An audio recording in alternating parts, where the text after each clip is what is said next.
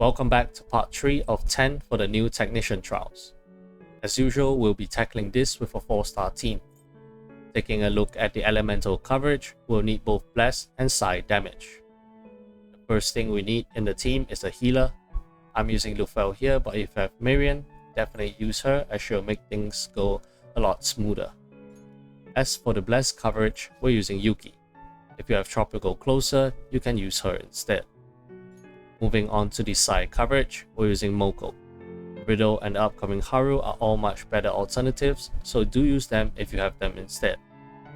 As the enemies here have a decent amount of down points, we'll need to use Wind for Insight to facilitate the removal easily. Lastly, Wonder will be our additional source of blast damage, as 2 out of the 3 enemies are weak to blast. I'm using Dai Sojo, but if you have Melchizedek, is a much better option. As for the second option, I opted to use Dionysus as a source for single target side damage if required. Lastly, use your highest attack persona as a stat stick. Moving on to part 2, we'll need Nuke and Ice coverage. Soy and Vino fits the bill perfectly, but if you have 5-star options like Makoto or Fox, you can opt to use them instead. Moving on, Mona serves as our healer, as well as removing down points with his skill tree. Futuba is an excellent choice here, not to implant weakness, but to further increase our ice damage. The plan for part 2 is to bring all the enemies below 50% HP, or as low as possible, while gaining enough points before using Alice's Die For Me to instant kill the enemies, finishing the stage. Wonder will be our ice damage dealer, making sure that the enemy's HP are low enough before finishing them off with Alice. Orochi is a must as there isn't really a better substitute. Alice for instant kill, and lastly your highest attack persona as a stat stick. With the introductions out of the way, let's jump into the fight. We'll be using the first turn to set up a 1 more chain for the second turn. As our team does not consist of characters that can do a ton of damage, we will need to supplement the damage through careful planning of 1 more chains, as well as finishers for all our attacks. This makes Wind's passive especially helpful for that. As you can see here, we've perfectly managed to reduce all of their down points, and we're ready for the second turn.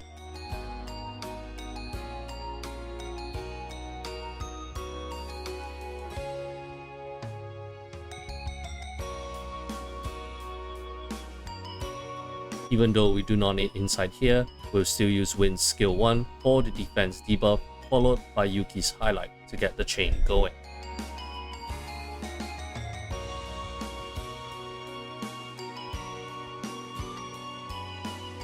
As we're severely lacking in the side damage department, I opted for Moko to finish the chain, enjoying the biggest 1 more damage multiplier.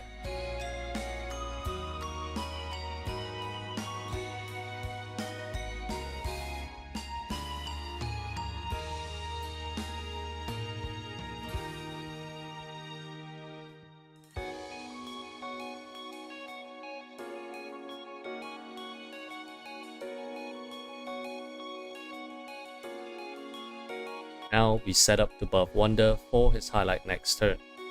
Ideally, you'll use Yuki's skill tree here to provide a damage buff for the party, but I kind of forgot about that.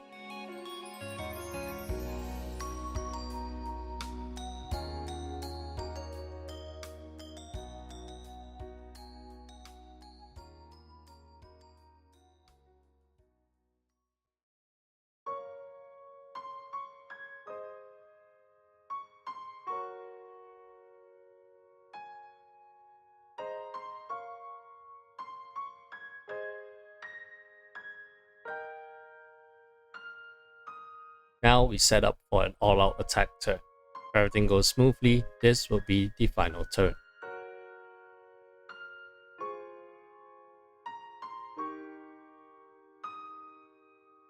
When healing with Lufel, make sure to target Wonder for the Starfire buffs.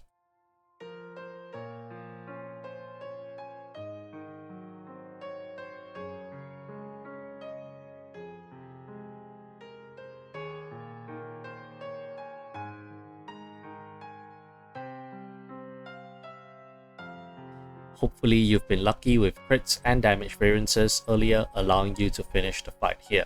Of course, I got a bit unlucky and didn't manage to replicate my initial clear.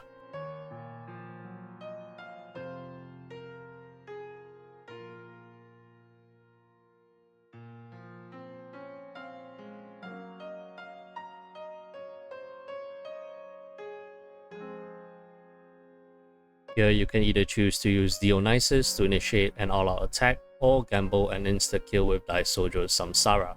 Make sure to target the enemy in the middle, as the instant kill only works on the main target. Don't worry if you fail to clear part 1 here, as you can still clear part 2 with Alice's instant kill easily. Finish off the rest of the enemies here and head to part 2.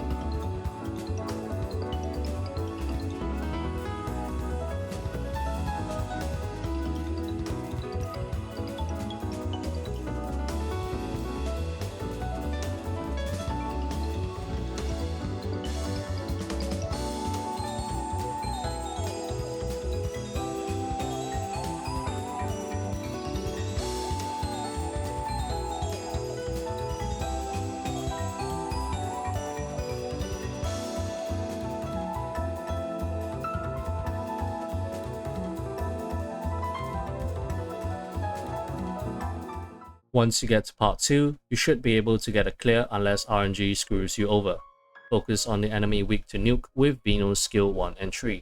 As for the other 2 shadows, utilize Wonder and Soy to bring them down to below 50%, or Alice to finish them off. Pull off your highlight until Futaba's skill 3 so you can salvage the run if required. With that, good luck with the rest of the run, and thank you for watching.